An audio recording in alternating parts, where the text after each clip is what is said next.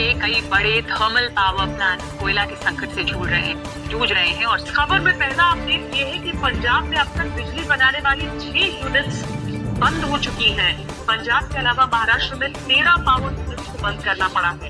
इसके अलावा दक्षिण भारत के केरल में 4 पावर यूनिट्स बंद होने की खबर आ रही है। तो बिजली संकट को लेकर दिल्ली के मुख्यमंत्री अरविंद केजरीवाल ने ट्वीट किया है। उन्होंने ट्वीट कर कहा है कि देश भर में बिजली की भारी समस्या हो रही है। अभी तक दिल्ली में हम लोग इसी तरह से मैनेज किए हुए हैं। पूरे भारत में बेहद गंभीर है। हम सबको मिलकर जल्द इसका समाधान निकालना होगा। इस समस्या से निपटने के लिए त्वरित ठोस कदम उठाने की जरूरत है। इस प्रॉब्लम का हल है इस एडवांस एंड पेटेंट टेक्नोलॉजी के पास, जो कि इस बड़ी प्रॉब्लम को सॉल्व करने सक्षम है।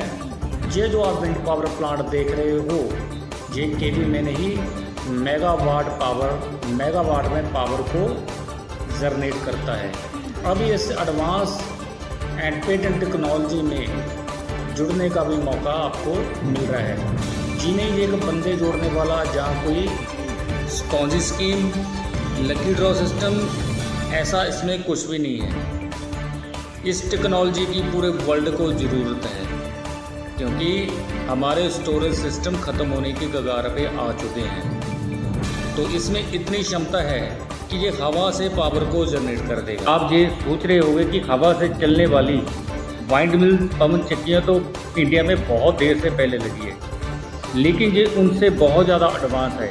आज तक उस टेक्नोलॉजी से इंडस्ट्री नहीं चला पाए और उसको किसी हम रहायशी एरिया में नहीं लगा पाए। ये एक रहायशी एरिया में लगे, ये बिल्डिंग नुमा स्ट्रक्चर है जिसमें लोग रहेंगे भी और पावर पे जनरेट करें। तो आइए जानते हैं उसको डिटेल में इस वीडियो के माध्यम से। हेलो माय डियर फ्रेंड, आपका बहुत बहुत स्वागत है सुपरहिट प्रोजेक्ट चैनल पर। मेरा नाम जसपाल सिंह है। मैं लुधियाना पंजाब का रहने वाला हूँ। हेडलाइन से ही आप लोगों को पता चल गया होगा कि मैं किस टॉपिक पे बात करने जा रहा हूँ। वो है हमारा बिजली। जैसे ही हमारा बिजली के तरफ ध्यान जाता है तो हमारे सामने आ जाते हैं ये पावर प्लांट।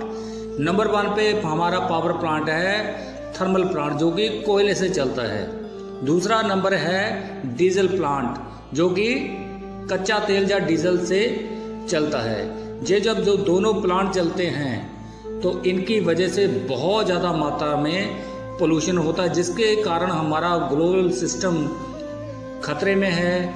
हमारी ओजोन लेयर टूट रही है। और पंजाब का एक बठिंडा सिटी है जिसमें कैंसर के पेशेंट इसी थर्मल की प्लांट की वजह से बहुत ज़्यादा हो चुके हैं। सुप्रीम कोर्ट ने भी बहुत बार इन थर्मल प्लांट्स को फटकार लगाई है कि आप अपने इस सिस्टम को अपडेट कर लीजिए। तीसरे नंबर पे आ जाता है यूरेनियम प्लांट, जो कि बहुत कम तादाद में लगे हुए हैं। इसका कारण मेरी नॉलेज में यही आ रहा है कि जिस एरिया में ये लगता है वहाँ पे रेडिएशन होने का बहुत ज़्यादा खतरा बना रहता है, जो कि ह्यूमन लाइफ के लिए बहुत ज़्यादा डेंजरस है।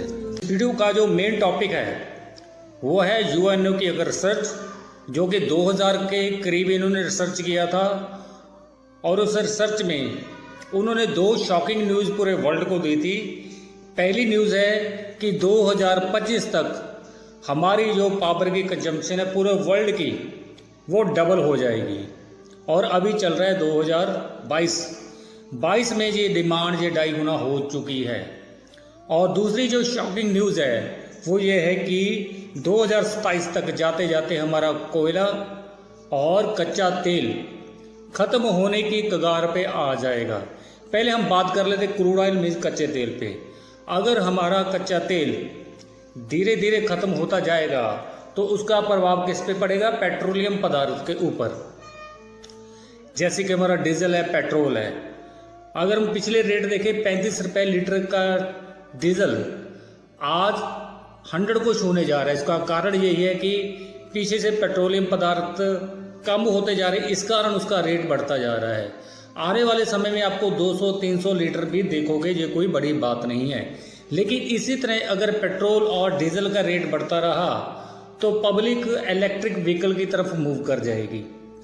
कुछ इसमें कमियां हैं, जब इसमें ऑपरेशन कर लेगी तो पूरे का पूरा क्राउड इसमें मूव हो जाएगा। लेकिन सोचने वाली बात यह है, हमारे बिजली की पूर्ति को नहीं कर पा रहा है, तो ऊपर से जो ओवरलोड आ गया तो पूर्ति कैसे होगी। ऊपर से हमारी जो पुरानी टेक्नोलॉजी है वो स्टोरेज बेस है, और स्टोरेज में जब कभी हम विड्रॉल ही लेते जाएंगे, डिपॉजिट कुछ नहीं कर पाएंगे, एक दिन तो वो खाली होने हैं। दूसरा, अगर हम ये मान लें कि ये स्टोरेज नहीं ख़त्म होंगे, तो लेकिन ये तो बात तय है कि ना, ये हमारी जो कंजम्पशन है वो तो डबल ट्रिपल 5 गुना हो जाएगी। लेकिन इसी न्यूज़ के तहत चलते हुए बहुत साल पहले बहुत से साइंटिस्ट रिन्यूएबल एनर्जी की रिसर्च में लग गए थे, जिसमें नंबर 1 पे आता है हाइड्रो पावर प्लांट। ये बहुत देर पहले की रिसर्च है। ये पानी से बिजली को तैयार किया जाता था, बड़े बड़े डैम बनाए जाते हैं, उसमें पानी को स्टोर किया जाता है, उसकी धारा से टरबाइन को घुमाया जाता है, टरबाइन घूमती है तो पावर जनरेट होती है। लेकिन ये भी उस क्षमता तक पावर को जनरेट नहीं कर पा रहा जहाँ तक हमें बिजली की ज़रूरत है। लेकिन दूसरी एक रिसर्च आ रही है कि जो हमारा जो डैम है हमारे इकोसिस्टम को प्रभावित कर रहे हैं। बड़ी बड़ी कंट्रियां इन डैम को अब तोड़ने जा रही हैं, चाइना और अमेरिका जैसी। नंबर 2 पे हमारी एक रिन्यूएबल एनर्जी की आ जाती है, वो है सोलर सिस्टम, जिसको बच्चा जानता है कि धूप से पावर को जनरेट किया जाता है। प्लेट लगाई जाती है, पावर जनरेट होती है। लेकिन ये डोमेस्टिक लेवल तक तो काफ़ी अच्छा परफॉर्म दे रहा है, लेकिन आज तक इससे इंडस्ट्री नहीं चलाई जा सकी जहाँ तक मेरे की नॉलेज है। तीसरे नंबर पे आ जाती है हमारी वाइंड मिल्स। आपने जैसलमेर और राजस्थान एंड गुजरात के एरिया में इन टेक्नोलॉजी को देखा होगा। लंबे लंबे पोल बनाए जाते हैं, उनके ऊपर टरबाइन सिस्टम, उसके ऊपर टरबाइन लगाई जाती है, 3 पंखे लगाए जाते हैं और साथ में लगाया जाता है जनरेटर। ये पंखे टरबाइन को घुमाते हैं और पावर को जनरेट करते हैं। लेकिन इसमें भी सबसे बड़ी जो अभी निकल कर आ रही है इसकी डिसएडवांटेज कि इन पंखों को एक पर्टिकुलर एंगल पे लगाना पड़ता है। अगर आपने दाएं लगाया हुआ है, अगर बाएं से हवा आ गई तब नहीं घूमेगा। दूसरा, इसके जो पंखे हैं वो काफ़ी हैवी होते हैं। एक पंखा 11 टन का होता है, 3 पंखे तो 33 टन को घुमाने के लिए हवा का बहुत ज़्यादा फ्लो चाहिए, जो कि आम एरिया में पॉसिबल नहीं है। इसी कारण वाइंड मिल हर जगह पे कामयाब नहीं है। दूसरा, जब ये पंखे घूमते हैं, घूमते घूमते इनके अंदर अगर भारी पक्षी ट्रक आ जाता है तब ये टूट कर गिर जाते, क्योंकि इनका जो बेस है बहुत तो स्ट्रांग है, लेकिन ऊपर जाकर इसका बड़ा पतला सिरा हो जाता है, जिस कारण इसको झटका लगने से ये टूट जाता है। फिर हवा का फ्लो अगर ज़्यादा हो जाए तो इनमें ब्लास्ट तक हो जाते हैं। रशिया के एक साइंटिस्ट है डेनिस टैगलन, जो कि हवा के ऊपर भी बहुत देर से रिसर्च कर रहे थे। उन्होंने वाइंड मिल्स के एडवांटेज और डिसएडवांटेज को ध्यान में रखते हुए एक ऐसे सिस्टम का निर्माण करने लगे जो कि कम हवा में भी चलेगा और उससे ज़्यादा पावर को जनरेट भी करेगा, और वो साउंडलेस होगा, और वो इन रिहायशी एरिया में भी उसको लगाया जा सके, उसके अंदर लोग रहेंगे भी। ऐसी सोच को लेकर डेनिस टैगलन ने अपनी रिसर्च को कंप्लीट किया। जाते हैं कि इसको एक तो इन्होंने जो डिज़ाइन किया है वर्टिकल एंगल में डिज़ाइन किया गया है। अब हवा जो है दाएं से आए, बाएं से आए, ऊपर से नीचे से आए, तो इसकी टरबाइन रोटेट करेगी। दूसरे नंबर पे इसमें जो मटेरियल की यूजिंग की गई है वो इतना हल्का मटेरियल है कि इसको हल्की सी हवा भी इसको घुमा देगी। जिस हवा में पतंग बड़ी मुश्किल से उड़ता है उसमें भी ये टरबाइन घूमती है। मेन तो बात है टरबाइन को घुमाने की। टरबाइन घूमेगी तो पावर जनरेट होगी। फिर इसको इस हिसाब से डिज़ाइन किया गया कि हवा का फ्लो पीछे से कम आ रहा है, तो जब इसके स्ट्रक्चर में से गुजरेगा तो हवा का फ्लो ऑटोमेटिकली फास्ट हो जाएगा।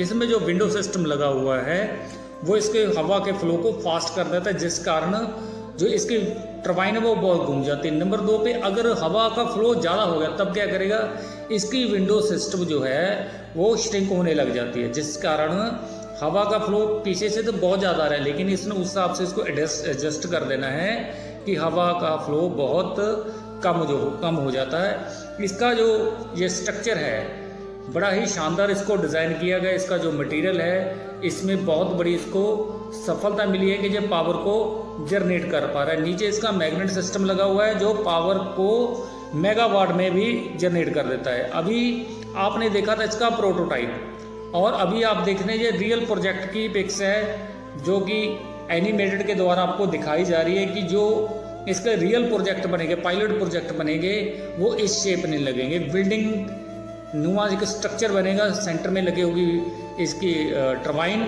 इसका जो लगने का इसकी ज़मीन है वो 16 एकड़ में लगेगा और 5 अलग अलग साइड पे मंजिल बनेगी जिसकी लंबाई धरती से लेकर ऊपर तक 800 फीट से लेकर 1000 फीट तक इसकी लंबाई है।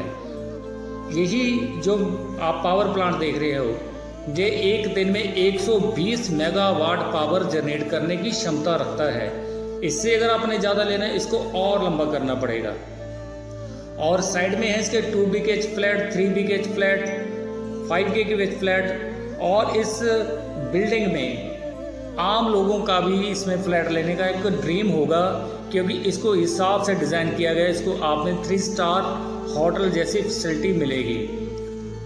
और इस टेक्नोलॉजी को डेनिस टैगने ने पेटेंट करवा लिया गया है। और ये जितने हम पुराना अपना सिस्टम देख रहे हैं ये उन सब से एडवांस टेक्निक बनकर निकल रही है। और डिमांड तो ऑलरेडी इसकी बिजली की क्रिएट हुई है। हमारे यूज़र इसके यूज़र कितने हैं, 700 करोड़ के करीब यूज़र हैं। और हवा तो है हर जगह पे, कहीं पे कम है कहीं पे ज़्यादा है। तो इन्होंने इस हिसाब से डिज़ाइन किया कि हवा का फ्लो अगर कहीं पे कम है तो उसको भी ये पावर जनरेट कर देगी। दूसरी बात आ गई कि इसकी जो पॉसिबिलिटी है तो आपको यहाँ पे थिएटर में, मॉल में, स्कूल में, कॉलेजों में, यहाँ तक कि आप इनको अपने घर में भी लगा पाओगे। लेकिन अभी जो गवर्नमेंट टू गवर्नमेंट इसकी डील हो रही है। अभी इसकी 2 कंट्री के साथ MOU साइन हो चुका है। अब तक जो इस टेक्नोलॉजी ने अचीवमेंट हासिल की है वो है पेटेंट। किस किस कंट्री ने पेटेंट दिया? पहले तो इस टेक्नोलॉजी को रशिया ने पेटेंट दे दिया है, उसके बाद जापान ने पेटेंट दे दिया, साउथ अफ्रीका ने पेटेंट दे दिया है, ओमान ने पेटेंट दे दिया है और तुर्की ने पेटेंट दे दिया है। तो अपनी ही कंट्री में अगर पेटेंट मिल जाए तो व्यक्ति का पाँव नीचे नहीं लगता ज़मीन पर। लेकिन ये 5 कंट्रियों ने इनको पेटेंट दे दिया है और इसमें 3 कंट्री ने तो इनके साथ 2 कंट्री ने तो इनके साथ MOU भी साइन किया है। अब तक कंट्री इस टेक्नोलॉजी के जो ऑफिस हैं, एक तो रशिया में खुल चुका है, दूसरा इसका दुबई में खुल चुका है, तीसरा इसका वियतनाम में खुल चुका है। आइए मैं आपको अब इसकी सबसे बड़ी इन्वेंशन के बारे में बताता हूँ, सबसे बड़ी जो अचीवमेंट के बारे में बताता हूँ। अब तक इस टेक्नोलॉजी ने 3 गोल्ड मेडल जीत चुकी है। ये वर्ल्ड की पहली टेक्नोलॉजी होगी जिसको 3 बार गोल्ड मेडल मिले हैं। 2019 में जो पहला इनको गोल्ड मेडल मिला है वो आर्चिमेडिस के नाम से, और दूसरा गोल्ड मेडल भी इनको 2019 में मॉडर्न टाइम्स की तरफ से मिला था। और तीसरा गोल्ड हाल ही में 2022 में फिर ही वही गोल्ड मेडल मिला आर्चिमेडिस के नाम से। तो आर्चिमेडिस गोल्ड मेडल की आपको मैं खासियत बताता हूँ क्या है। आर्किमिडीज अब तक के साइंटिस्टों में एक महान साइंटिस्ट हुए हैं। उन्होंने इस संसार को बहुत बड़ी देन दी है।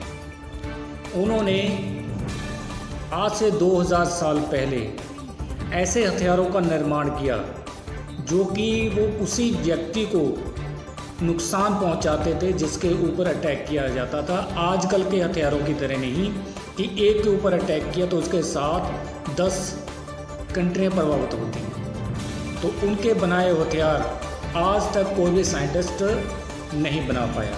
ये बात तब की है जब रोम के साथ बसते सिक्यूस शहर में, जहाँ पे आर्किमिडीज रहते थे, उनके जन्मभूमि को घेरा डाल लिया था। और सिक्यूस एक सबसे ज़्यादा कमज़ोर राज्य था, जल थे न में, बल थे न में, हथियारों में। तो बहुत से जो उनसे ताकतवर राजा थे उन्होंने आकर उस एरिया को घेर लिया और सरेंडर करने को बोला। तो आर्किमिडीज जो अपनी जन्मभूमि को बहुत ज़्यादा प्यार करते थे। वो अपने राजा के पास गए तो उन्होंने बोला कि मैं ऐसे हथियार बना सकता हूँ जो कि इस रोम कंट्री के जितने भी हमारे खतरनाक हथियार हैं मैं इनको पल भर में जला दूंगा। तो राजा ये सुनकर स्तंभ रह गया कि एक व्यक्ति ऐसे कैसे कर दे, लेकिन उन्होंने साबित किया, ऐसे हथियारों का निर्माण किया जो सूरज की रोशनी पे एक पर्टिकुलर जगह पे जब हम उसको टिकाते थे तो उनके जितने भी जहाजी बेड़े थे तो वो जलकर स्वाह होने लगे। जितनी सेना थी वो सब की सबको उसने कुछ ही दिनों में ख़त्म कर दिया। इस आर्किमिडीज की आज बहुत सी देन है। जितने भी आज हम मापदंड देख रहे हैं वो किलोग्राम में है, तोलने में आता है, 1 लीटर में आता है। ये सभी के सभी आर्किमिडीज ने ही ये खोज की है और इसी गोल्ड मेडल को पाकर बड़े से बड़े साइंटिस्ट अपने आप को गौरवशाली महसूस करते हैं। इसी गोल्ड मेडल को डेनिस टैगलन ने 2 बार पाया है। तो आइए देखते हैं उसकी कुछ झलक वीडियो के माध्यम से। बोल तो मैंने दिया, इसका लाइव प्रूफ भी मैं आपको दिखा देता हूँ।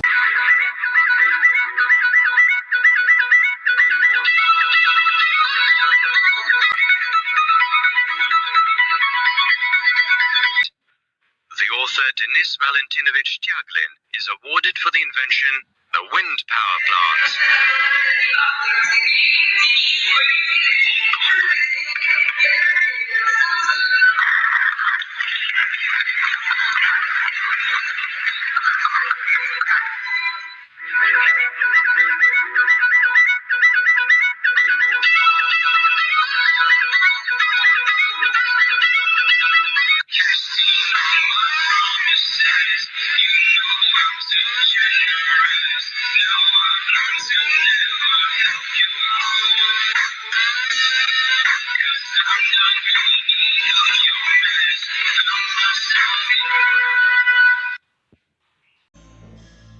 वर्ल्ड की नंबर 1 टेक्नोलॉजी में आपको एक गोल्डन अपॉर्चुनिटी मिलने जा रही है, वो है कॉर्नरशिप।